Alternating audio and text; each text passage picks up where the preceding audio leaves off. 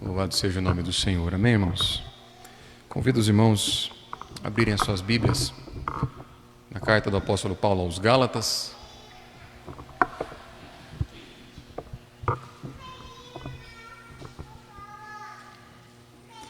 Apóstolo Paulo aos Gálatas, hoje nós vamos ler do verso 8 até o verso 20.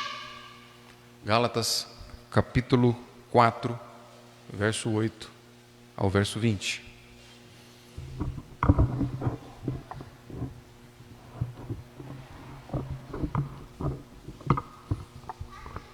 Gálatas, capítulo número 4, versos de 8 a 20. Os irmãos estão comigo? 2 pessoas só? Aumentou para mais um.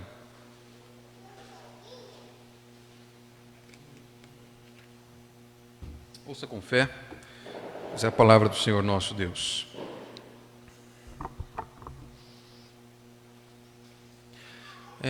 Fabinho, enquanto eu for lendo, você prepara as 2 pilhas para mim lá, por gentileza, que essa aqui já está no final, por favor. Gálatas 4, verso 8 diz assim: Outrora, porém, não conhecendo a Deus, servis a deuses que por natureza não o são. Mas agora que conheceis a Deus, ou antes, sendo conhecidos por Deus, como estáis voltando outra vez aos rudimentos fracos e pobres, aos quais, de novo, quereis ainda escravizar-vos? Guardais dias e meses e tempos e anos. Receio de vós, tenha eu trabalhado em vão para convosco. Sede qual eu sou, pois também eu sou como vós.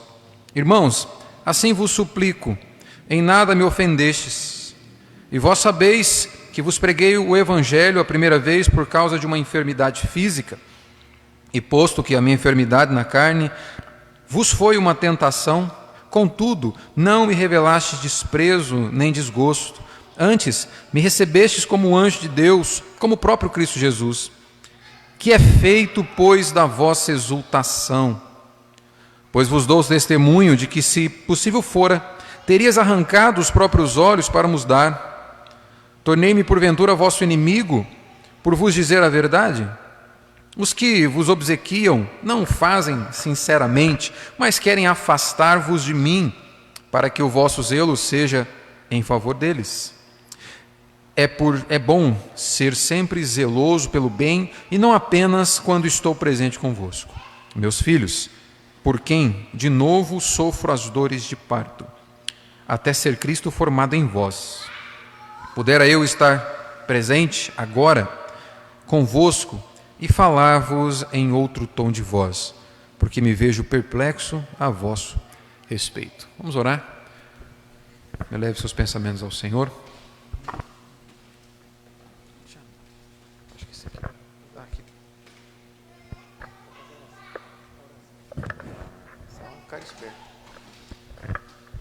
Amém, nós te bendizemos, Senhor, pela possibilidade que temos de te cultuar, de louvar o Senhor, de exaltar o Senhor. Obrigado pela tua palavra que foi lida, obrigado por cada oração, obrigado por cada canção que exalta o teu nome. E a minha oração nesse momento, junto com meus irmãos, é pedindo para que o Senhor ilumine o texto, que o Senhor nos instrua através dele, que sirva para a edificação da tua igreja, Senhor amado, e ainda, acima disso, para louvor e glória do teu santo nome. Exalta o Senhor. Pai Santo, que nós estejamos com nossa mente, nosso coração completamente depositados na tua palavra nessa noite. Ó Deus amado, que estejamos atentos àquilo que o Senhor, por meio do teu Santo Espírito, através da tua santa palavra, ministra ao nosso coração. Em nome de Jesus eu oro na confiança da condução plena do teu Santo Espírito, em nome de Jesus. Amém. Louvado seja Deus.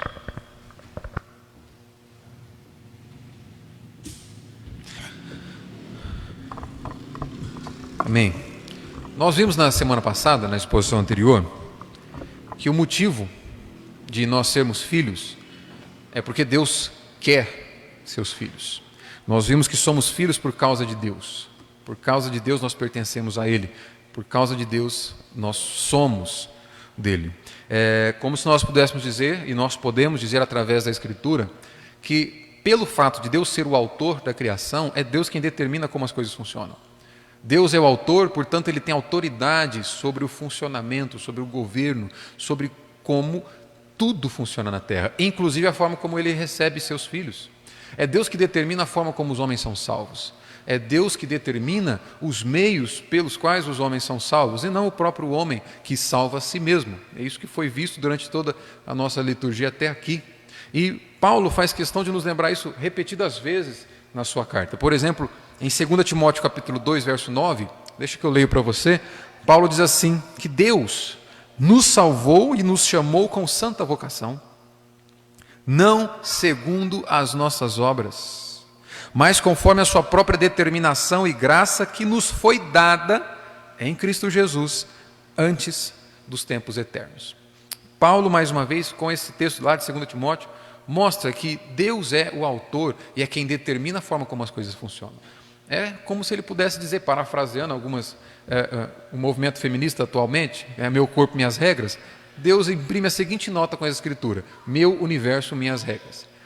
Eu que determino a forma como eu recebo meus filhos, como eu os salvo. Aqui Paulo mostra que Deus é o autor e consumador da salvação, nesse texto que nós lemos em Timóteo, porque ele diz assim, que Deus nos salvou e nos chamou com santa vocação. É Deus quem faz isso, não é nós que fazemos isso. Deus chama, Deus salva, é Deus quem chama cada um desses que Ele salva. Paulo também nos mostra que nós não temos colaboração nenhuma na nossa redenção. No processo da nossa salvação, não há em nós, ou não há nas nossas mãos nada que nós façamos ou podemos fazer para dar uma mãozinha para Deus, como se Deus por alguma forma precisasse de ajuda.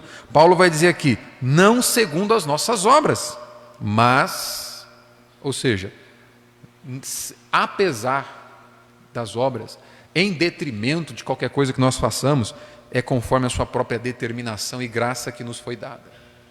Paulo já mostra aqui, é Deus quem determina os meios pelos quais os homens são salvos, é Ele quem determina a forma como Ele concede graça, Deus é o critério.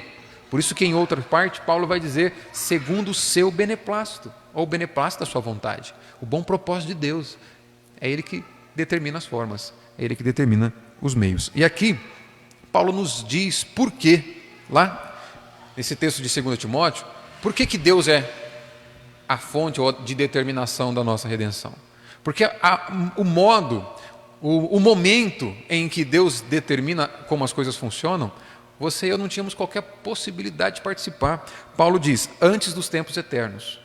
Ou seja, antes mesmo da criação do próprio tempo. Antes mesmo do relógio começar a funcionar. Antes mesmo do tempo começar a correr. Deus já determina os meios. Ele é autor e consumador da salvação. E pelo fato de Deus então ser realizador de toda a sua vontade, Paulo conclui, você vai lembrar isso, se você olhar o verso 7 do capítulo 4, foi o último verso que nós vimos na semana passada, Paulo disse assim, de sorte que já não és escravo, porém filho, e sendo filho também herdeiros de Deus. Por causa de Deus, herdeiros por Deus, perdão. Por causa de Deus, somos herdeiros de Deus. Como que funciona isso aqui? O grande problema do homem foi tentar assumir para si a prerrogativa ou a responsabilidade de dizer como as coisas devem funcionar. Foi assim que o homem caiu. A queda foi assim. Deus estabelece como as coisas funcionam, cria o homem, coloca o homem e a mulher no jardim e tem Ele mesmo como a fonte dos padrões do que é certo e o que é errado. É em Deus nós encontramos o que é bom, o que é mal, o que é certo, o que é errado, as definições de padrão. Mas o homem, ele deseja assumir para si a responsabilidade. Então o que o homem faz? Eu é quem vou determinar o que é certo e errado. E ele então toma isso. Ele assume para si a responsabilidade de ser o seu próprio Senhor quando ele cai. E na salvação não é diferente. Muitos, e era justamente o que estava acontecendo com os Gálatas aqui, você vai lembrar o contexto, Deus, eu disse que Deus é quem determina o padrão de como as coisas funcionam em relação à salvação. Mas aqueles judeus, aqueles religiosos, estavam ensinando os Gálatas de que, na verdade, o homem deveria assumir essa responsabilidade. Como se Deus precisasse, o homem precisaria assumir a responsabilidade de dar uma mãozinha, de dar uma forcinha. E isso é a queda, isso é resultado da queda.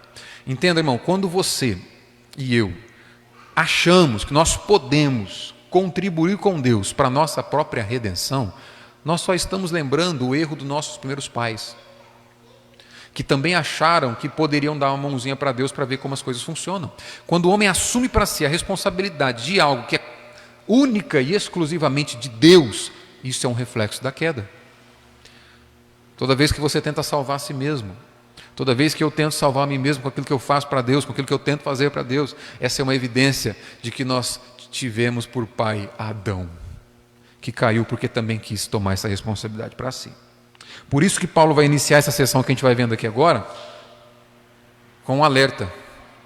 Primeiro ponto aqui é um alerta. Paulo está alertando os Gálatas para um risco mortal que eles estavam correndo. Se você olhar comigo aí, nós vamos ver que o risco que Paulo alerta aqui é o risco de uma servidão idólatra, é um risco de um retrocesso. Eles estavam numa condição de relacionamento com Deus por meio de Cristo, e eles estavam sendo tentados e correndo o risco de abrir mão disso e retroceder na sua vida com Deus. Agora, Paulo vem afirmando, é isso que nós vimos no verso 7, que os Gálatas que confiam em Cristo são filhos de Deus. Esses que confiam em Cristo, que confiam no Evangelho que Paulo pregou, por causa dessa confiança foram feitos filhos de Deus. Deus lhe concedeu o poder de serem feitos filhos de Deus porque eles se apegaram a Cristo Jesus. É isso que Paulo acaba de afirmar aqui. Não é? Eles foram justificados e são justificados, nós somos justificados quando nós cremos em Cristo Jesus. Ao crer em Cristo, ao depositar confiança naquilo que Cristo fez como sendo substituto da nossa condição, Cristo nos substituindo na obediência e na punição, quando nós confiamos nisso, a Bíblia nos diz que assim somos considerados justos diante de Deus, não por algo que fizemos, mas por aquilo que Cristo fez. E olha só que interessante, qual que é a condição que os Gálatas estão rejeitando? Uma condição de intimidade com Deus. Isso aqui vai nos ensinar o seguinte: vida de religiosidade não é vida de intimidade com Deus. Eles estavam deixando a vida de intimidade com Deus para abraçar uma vida de religiosidade. Esse era o risco que eles estavam correndo, e é isso que Paulo quer corrigir aqui, com um senso de urgência. Olha só o verso 9 aí. O verso 9, Paulo vai dizer o seguinte: mas agora que conheceis a Deus, ou antes, sendo conhecidos por Deus. Perceba, olha aqui para mim, perceba que Paulo já faz uma correção de propósito aqui. Ele começa dizendo o seguinte: olha, agora vocês conhecem a Deus. Melhor, vocês são conhecidos por Deus, o que é infinitamente melhor. Quando você entender o que significa esse verbo conhecer, no contexto da Escritura aqui, você vai entender por que Paulo automaticamente ou imediatamente ele corrige, dizendo que mais importante que você conhecer a Deus é Deus te conhecer. Conhecer na Bíblia nunca é somente você ter um entendimento intelectual das coisas. Esse conhecer aqui, conhecer alguém na Escritura, é você estar em relacionamento íntimo com esse alguém. Conhecer uma pessoa não é apenas saber que ele existe, é você se relacionar com eles. Esse o significado desse conhecer aqui. E talvez a passagem que mais ajuda a ilustrar isso que eu acabei de afirmar, deixa que eu leio, é a passagem do relacionamento de José e Maria, os pais de Jesus. Olha só, Mateus capítulo 1, verso 24, a Bíblia diz assim: despertado José do sono, fez como lhe ordenara o anjo do Senhor e recebeu sua mulher. Olha o verso 25. Contudo, não a conheceu enquanto ela não deu à luz o filho.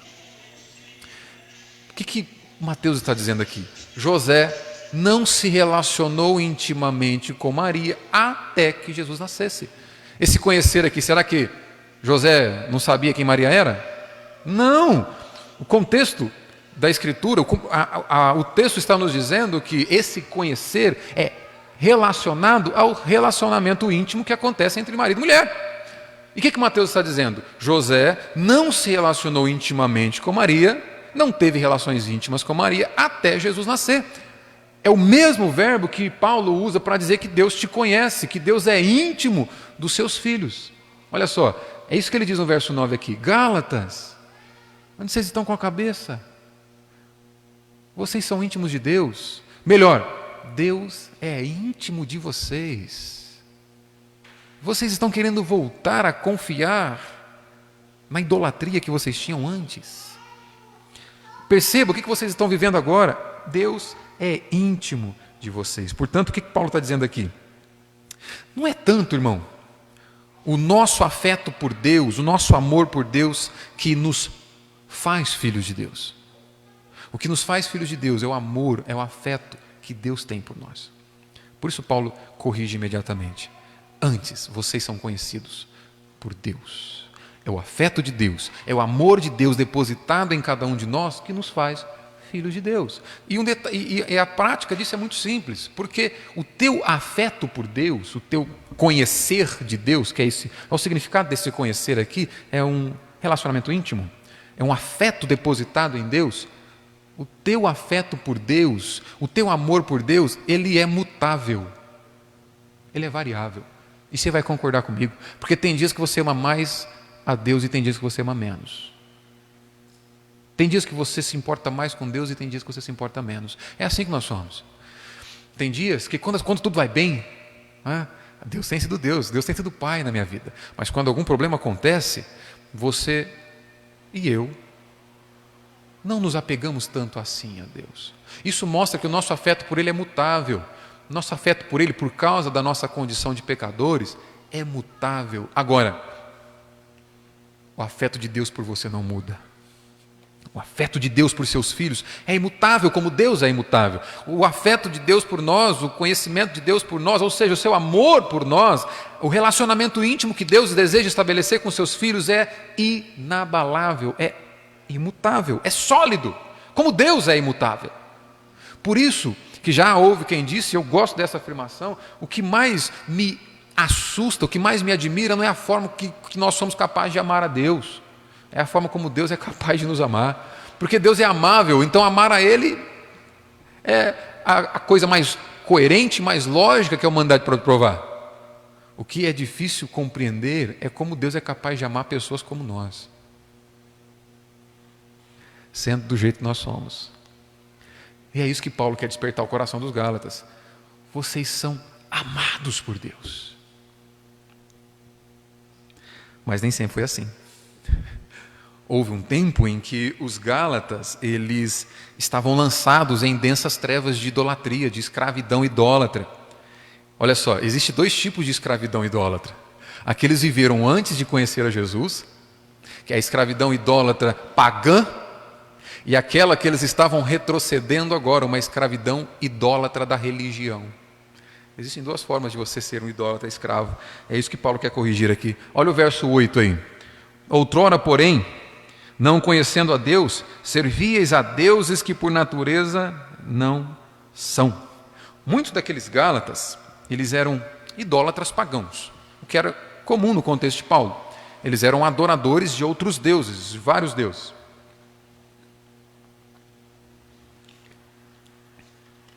O que Paulo quer corrigir aqui é que justamente eles voltem a um regime de escravidão idólatra. Mas qual que é a questão aqui? A preocupação de Paulo não é que eles voltem a ser ímpios. A preocupação de Paulo é que eles se tornem religiosos.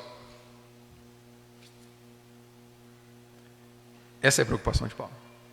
A preocupação dele não é que eles saiam da igreja e voltem a ter vida mundana. A preocupação dele é que eles fiquem dentro da igreja e tenham vida mundana dentro da igreja. Ou que eles fiquem dentro da igreja, mas não reconheçam a Deus. Não se relacionem com Deus. Perceba, já falamos sobre isso aqui. Existem duas formas do homem estar perdido.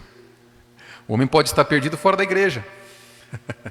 O homem pode estar perdido fora da igreja, crendo que ele é o seu próprio Senhor, crendo que ele é o dono da sua vida, e ele pensa o seguinte: eu não me importo com Deus, eu não preciso dar satisfação para Deus, porque eu sou o meu Senhor.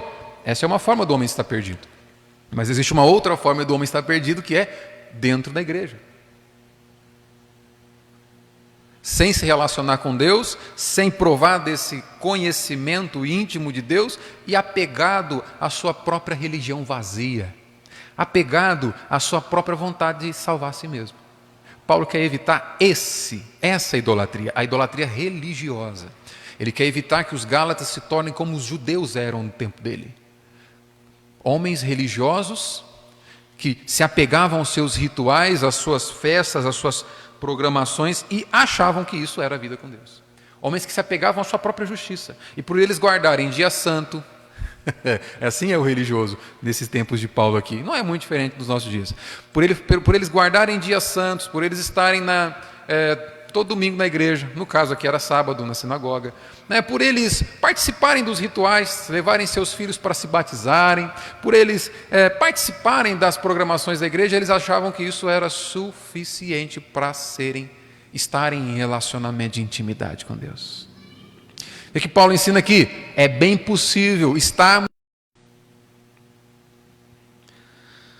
Os Gálatas estavam se afastando de Deus, mas não para se voltar para o mundo, para se voltar para uma religiosidade vazia. O verso 9 ele termina assim: como estáis voltando outra vez aos rudimentos fracos e pobres, aos quais de novo quereis ainda escravizar-vos.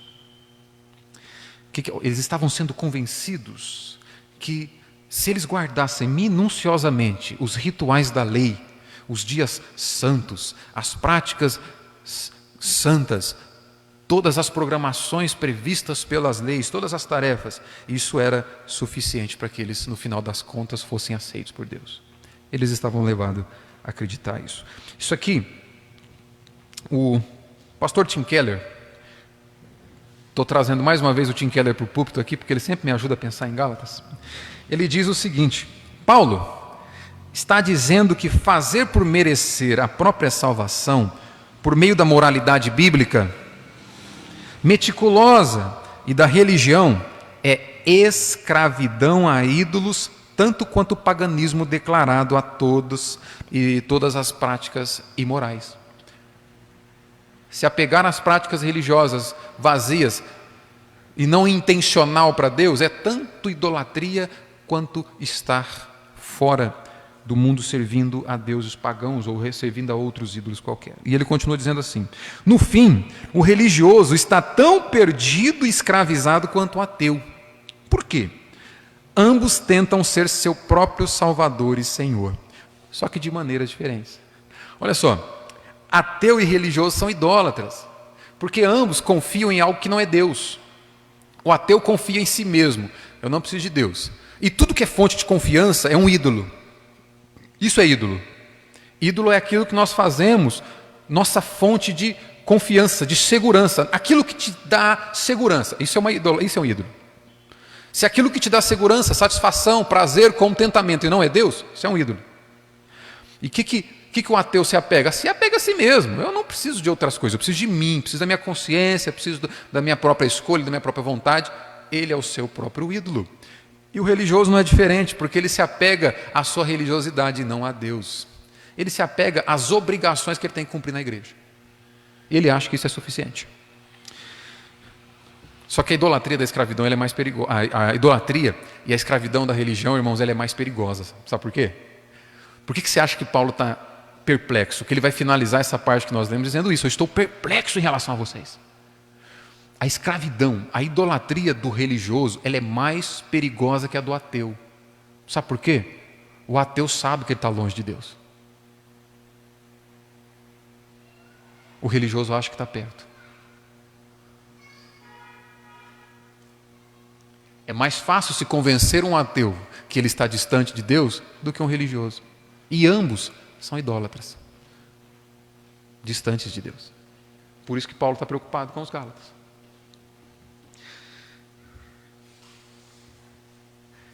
Eles antes adoravam o que não era Deus, nos seus cultos pagãos, e agora eles estavam querendo adorar as suas próprias obras, a sua própria tarefa, seu próprio fazer por merecer, que também não são deuses. Olha só, um conselho prático para a gente pensar aqui.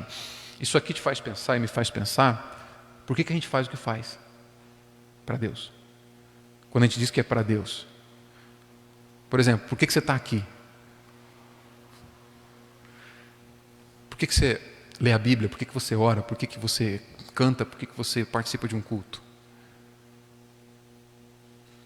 Se tudo isso for um fim em si mesmo, nós temos um problema muito sério.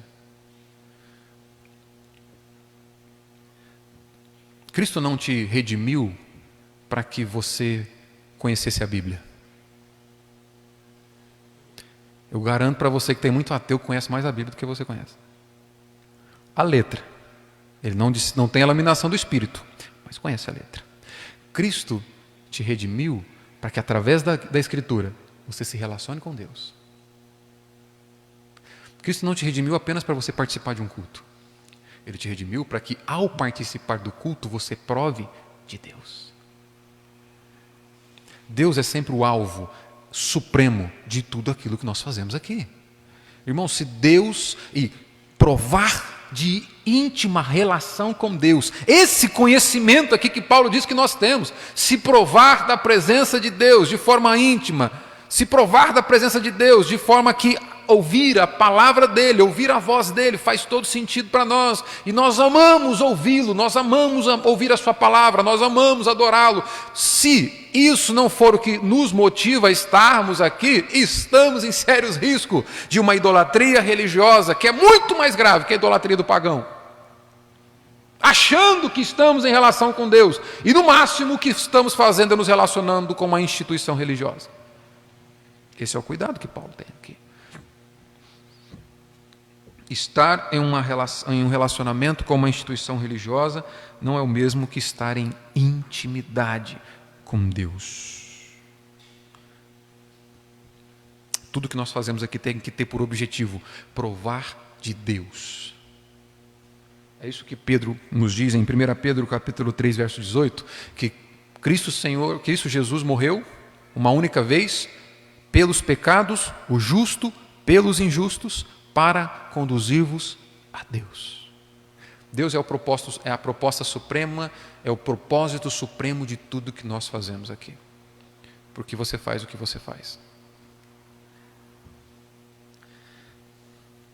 Por que isso é importante a gente pensar? Porque quando nós temos um relacionamento, uma vida religiosa, no bom uso da palavra, motivado por afeto e amor a Deus, o que nós fazemos aqui é buscar prazer da comunhão com Deus, e não apenas o senso de um dever cumprido. Quando o que nos motiva a estarmos num lugar como esse é apenas a idolatria da religião, o que te motiva é o senso do dever cumprido. É o senso de que se cumpriu a obrigação. Pronto. Já fui na igreja, eu tenho que ir uma vez por semana, pelo menos. Eu cumpri a obrigação dessa semana, estou quite com Deus agora. Isso é idolatria religiosa e não vida com Deus. E o grande problema é que um relacionamento pautado nesse senso de obrigação te leva sempre... Olha aqui, agora você vai ver a prática como que funciona. Viver com esse senso de obrigação somente faz com que você sempre viva pela lei do mínimo esforço. Sabe o que é a lei do mínimo esforço? É o servo inútil, que só faz o que é obrigado a fazer. A lei do mínimo esforço é aquele profissional que ele está no trabalho, ele não ama o que ele faz. Ele está ali pelo salário. Então ele faz o básico para não ser mandado embora. Isso é a lei do mínimo esforço. Ele não ama o que ele faz. A lei do mínimo esforço num relacionamento com Deus é a mesma coisa. Faz o básico para não ser mandado embora. Olha, o básico, o mínimo, eu preciso estar na igreja uma vez por semana, porque se o pastor me ver lá, vai ficar um negócio, vai ficar... Estou em kit aqui, ó. É o básico, é o mínimo. Isso se chama idolatria religiosa.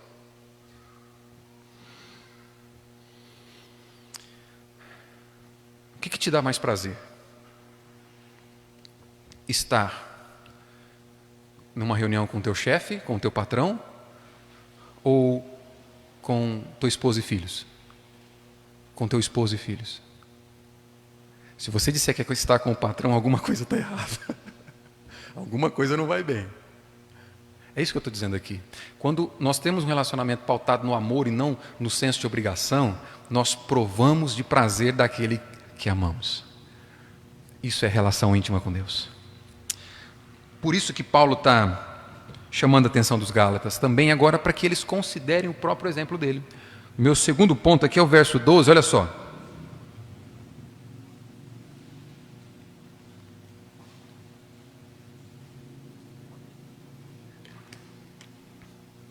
Aqui, a partir do verso 12, Paulo vai mostrar a relação dele com os Gálatas e a diferença entre um verdadeiro servam um verdadeiro mestre e um falso mestre. O verdadeiro profeta, Paulo, e o falso profeta, que são os judaizantes que estão querendo convencer os gálatas. Olha o verso 12, Paulo diz assim: sede qual eu sou, pois também eu sou como vós. Irmãos, assim vos suplico. O que está acontecendo com os gálatas? Mais uma vez, eles estão tentando trilhar um caminho que Paulo já conhecia muito bem. Eles estão voltando para a idolatria da religião, é justamente onde o Paulo estava. Então lembra, antes eles estavam no mundo, aí foram para a igreja, conheceram Jesus, creram em Jesus como suficiente salvador de suas vidas e estavam vivendo pela fé em Jesus, e não pela religiosidade das obras, né? Vivendo por Cristo, pela graça do Senhor, crendo que eram salvos.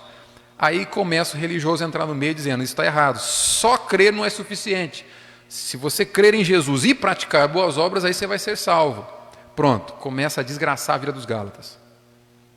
Agora eles estão saindo de um relacionamento com Cristo e tendendo a um outro extremo, que é o extremo da religião, da idolatria religiosa, que era justamente onde Paulo estava.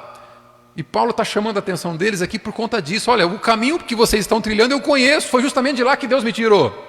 Deus me tirou da religião idólatra e me colocou em um relacionamento com Ele, justificado pela fé, pautado tão somente por Cristo, pelo sacrifício de Cristo. Não queiram voltar de onde eu já saí, sede como eu sou. Paulo, como o pai daquela igreja, o plantador daquela igreja, pede para que eles tenham o comportamento de filhos que o imitem. Sede como eu sou. Paulo está mostrando aqui que eles precisavam voltar para o ponto de partida de se crer na salvação graciosa que Deus concede. Essa relação de religião, paganismo, ou vida mundana e evangelho, ela funciona como um pêndulo. Sabe o que é um pêndulo? O pêndulo está preso aqui, tem uma corda aqui. Quando que esse pêndulo vai começar a pendular? Se eu pegar esse peso, exercer uma força... Aula de física, hein, Rafa? Pegar esse peso, exercer uma força aqui, né, ele vai ter mais energia potencial, né? Falar com o engenheiro é bom por causa disso. Você pega esse peso, exerce uma força sobre ele, traz ele para cá. Você solta, enquanto tem movimento, enquanto tem energia potencial, enquanto tem força, ele não para, está lá, né? Fica ali. Sabe o que é isso? É a oscilação entre a idolatria religiosa e a idolatria pagã. Enquanto há movimento de salvar a si mesmo, ou você é um idólatra pagão, ou você é um idólatra religioso.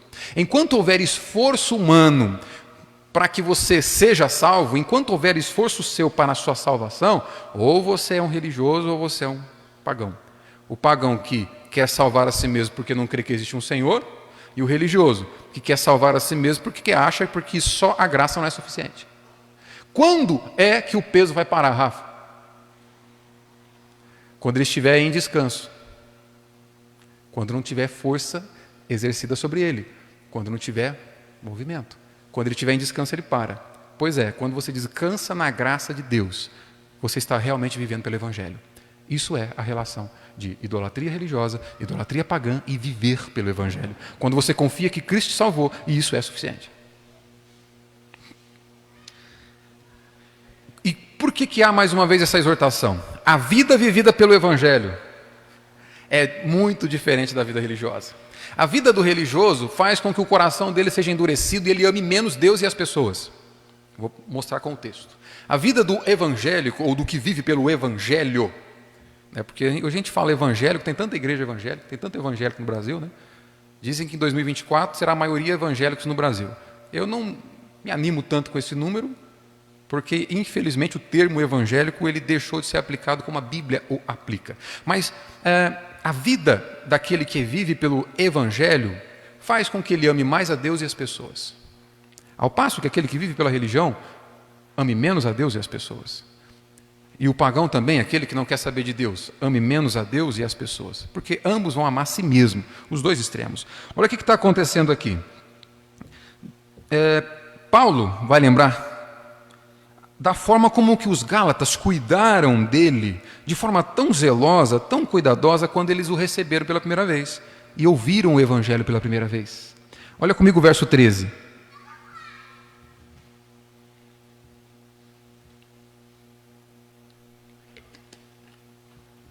E vós sabeis que vos preguei o evangelho a primeira vez por causa de uma enfermidade física.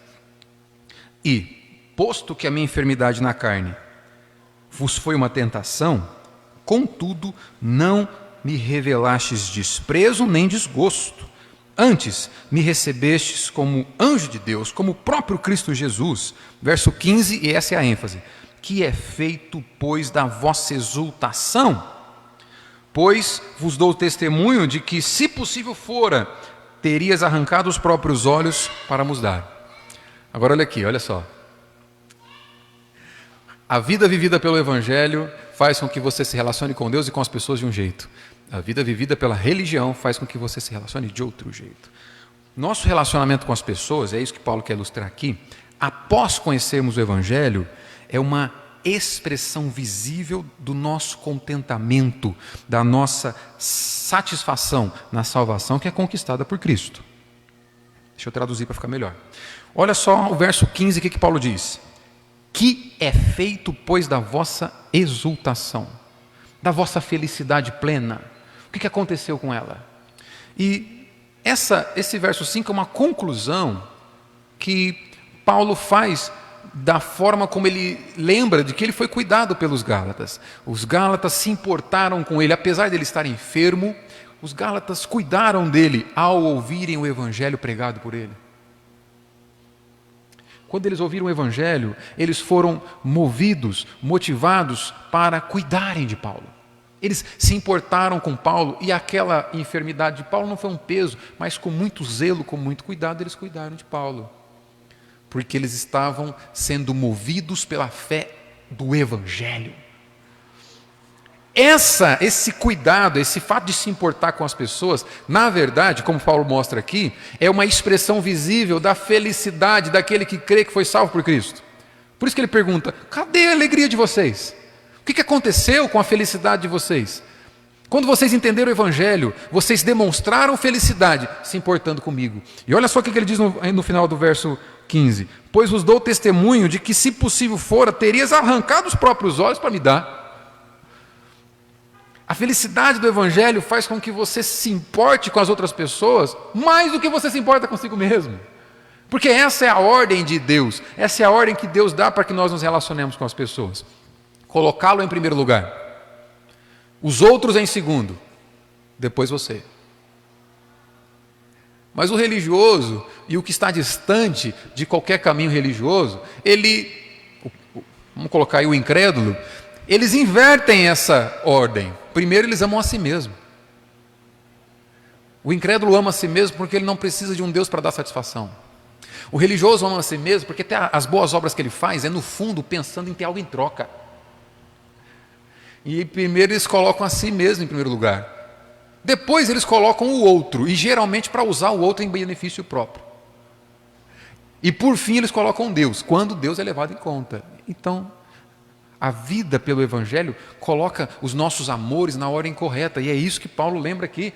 Pelo fato de amarem, pelo fato de crerem no Evangelho, a exultação, a alegria, a felicidade é traduzida no cuidado com as pessoas. Eles cuidaram de Paulo.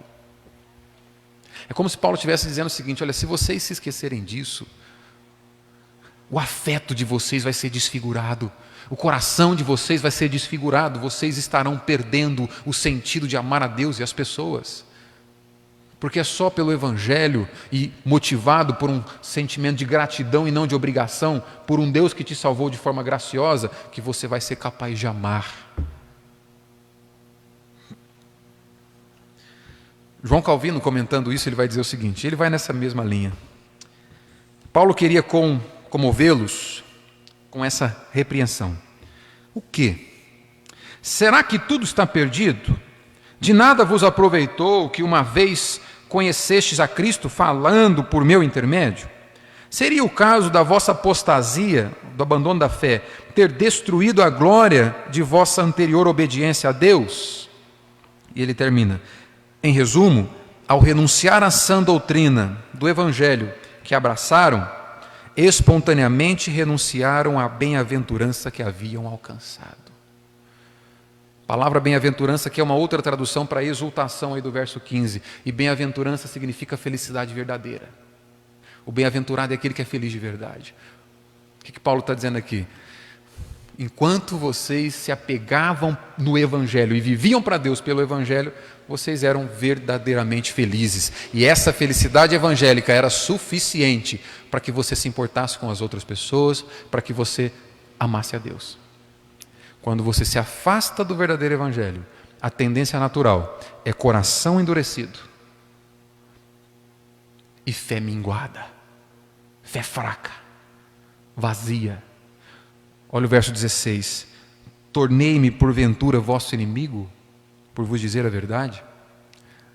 Enquanto eram alegrados pela verdade do Evangelho, eles se alegravam, e essa alegria fazia com que eles cuidassem de Paulo. Ao se afastarem do verdadeiro Evangelho e se misturar com o falso profeta, se misturar com a religião, são endurecidos, e Paulo passa a ser considerado o inimigo.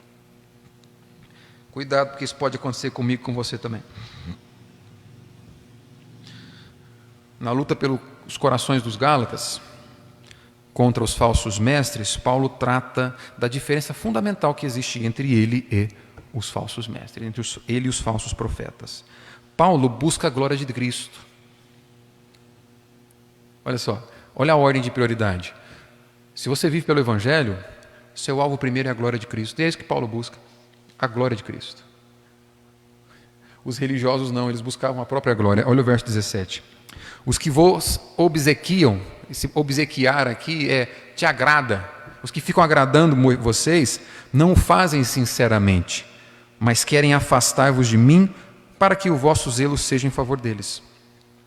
Parece que Paulo está dizendo o seguinte: olha, esses judeus estão agradando vocês de forma hipócrita. Eles não se importam com vocês de verdade. O que eles querem é glória para si mesmo. Irmão, é assim que no fundo o religioso pensa.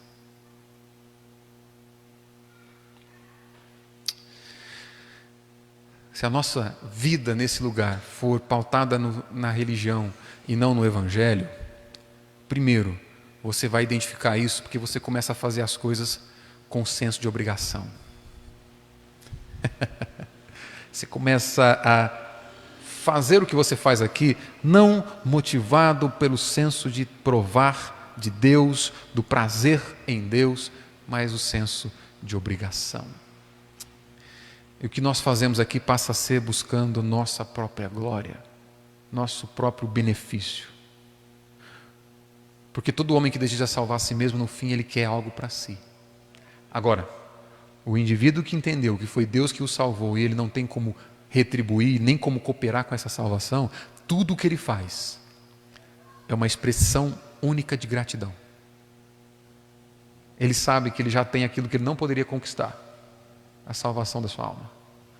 Portanto, o que ele faz agora é para expressar amor e gratidão a esse Deus. Por fim, vou trazer mais uma mente aqui. Eu me apego a esses caras porque o meu conhecimento é muito limitado para falar dessas coisas. Mas uma das maiores mentes cristãs do século XX, o John Stott, ele diz o seguinte, e eu estou caminhando para o fim. A atitude de Paulo para com os Gálatas era totalmente diferente da atitude dos falsos mestres. No verso 19, ele os chama de meus filhos e se compara à mãe deles. Mas isso não seria amarrá-los? Não. A metáfora não exemplifica a dependência deles, mas o trabalho de Paulo em favor deles. Ele não se satisfaz em que Cristo habite neles. Ele anseia ver Cristo formado neles, vê-los transformados à imagem de Cristo. Na verdade, em ardente desejo de oração, ele agoniza por eles até o fim, comparando o seu sofrimento a dores de parto. Ele estivera em trabalho de parto por eles já anteriormente, quando da conversão dos Gálatas, quando eles nasceram de novo. Agora o afastamento deles provocava outro parto. Mais uma vez eles estavam em trabalho de parto. Ele, Paulo, estava em trabalho de parto. Ele deseja poder visitá-los para mudar sua atitude da severidade para a doçura. Nós temos um homem aqui que é moldado pelo Evangelho. Paulo se preocupa mais com aqueles do que consigo mesmo. Paulo se preocupa com eles, Paulo os ama, ao contrário do que os religiosos estavam fazendo, buscando glória para si mesmo. E ele deixa isso claro aqui, querendo estar com aqueles irmãos. O grande problema e o que deixa mais entristecido Paulo, não é que eles estavam afastando-se de Paulo, mas ao abraçar a religião em detrimento do Evangelho, eles estavam se afastando do próprio Deus. Quando você ama mais aquilo que você faz do que aquilo que Cristo fez para você, você não se afasta apenas do verdadeiro Evangelho, você se afasta do próprio Deus. Quando a nossa vida com Deus ela é resumida naquilo que nós fazemos para Ele e não naquilo que Ele já fez por nós, na cruz em especial, nós estamos nos afastando não apenas do verdadeiro Evangelho, mas do próprio Deus. É isso que ele diz em Gálatas capítulo 1, verso 6, eu vou ler para a gente terminar. Admira-me que estejais passando tão depressa daquele de Deus que vos chamou na graça de Cristo para outro Evangelho. Irmãos, abandonar, deixar de pensar continuamente naquilo que Deus já fez por mim e por você e passar a viver para Deus no automático, não é apenas nos afastar de uma doutrina, não é apenas nos afastar de um conhecimento teológico, de um conhecimento bíblico, é nos afastar do próprio Deus. Isso tem algumas implicações práticas, eu vou ler 5 aqui para a gente finalizar. Primeiro, religião é um retrocesso. Não é o meio que Deus estabeleceu para que você viva para Ele. Deus não quer apenas os seus braços, Ele te quer por inteiro. Ele te quer por completo, todo o seu ser. Deus não quer apenas aquilo que você faz, Ele quer você como um todo. Segundo, esteja atento ao modo como você faz as coisas para Deus. Cuidado com o mínimo esforço. Cuidado com a vida no automático. Mínimo esforço não é relacionamento com Deus, porque relacionamento com Deus é vida completa. Não é fazer o mínimo para não ser mandado embora, é fazer tudo por saber que Ele nos deu tudo. Vida no automático não é vida com Deus. Vida com Deus é uma vida deliberada. O que é isso? Pensada de propósito. Não é estar na igreja no automático, deixando que o tempo passe, acaba logo esse culto porque eu tenho que ir embora e começar a semana. Vida no automático não é vida com Deus. Vida com Deus ela é proposital. Ela é pensada, ela é deliberada, ela é atenta, discernido. Lembra de Efésios capítulo 5? Remindo o tempo, aproveitando ao máximo cada oportunidade para viver para a glória de Deus. Terceiro, visite e revisite sempre a verdade do Evangelho, para que as motivações do seu serviço sejam sempre alinhadas com a vontade de Deus, para que você viva, para que você faça segundo a vontade de Deus e motivado por um senso de gratidão e não de obrigação. Quarto, cuidado com o tipo de pregador que você tem ouvido. Prove os espíritos, é isso que a Bíblia manda, para saber se vem de Deus. Se aproximar do falso profeta é se afastar da verdade de Deus. Quinto, louve a Deus se você tem quem te ensina na suficiência das Escrituras. Louve a Deus se você tem quem te ensina o Evangelho de Cristo Jesus.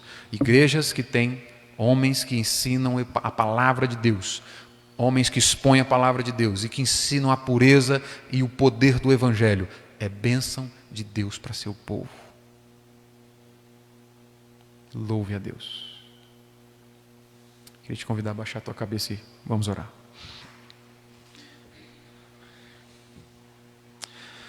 Pai Santo, é com alegria que nós oramos a Ti, porque a Tua palavra nos toca o coração sempre que ela é exposta. E pelo poder do Teu Santo Espírito nós somos alertados, somos transformados, ó Deus, e somos realinhados com a Tua vontade. Obrigado, Senhor, por cada um dos meus irmãos e irmãs que puderam estar aqui essa noite. A minha oração, Pai Santo, é para que nós sejamos despertados para buscar Te conhecer, não apenas intelectualmente, mas provarmos do Senhor no nosso dia a dia, vivendo de forma proposital para a Tua glória, provando, desejando Te conhecer na intimidade, ó Deus, a ponto de não nos contentarmos apenas com o mero formalismo da religião. Livra-nos, ó Deus, de cairmos na mesma tentação, no mesmo risco que os Gálatas estavam sendo tentados. Deus amado, nós já fomos tirados do mundo. Agora livra-nos de cairmos no legalismo e na idolatria religiosa e mantenha o nosso coração sempre aquecido com a verdade do Evangelho, ó Deus, para que nós vivamos para Ti de forma proposital. Eu peço isso que o Senhor nos ajude, no nome santo do Senhor Jesus. Amém. Amém. Louvado seja Deus. Nós estamos chegando quase ao fim do nosso culto. Ainda não é o fim do nosso culto, porque dentro dos nossos elementos de culto aí nós temos a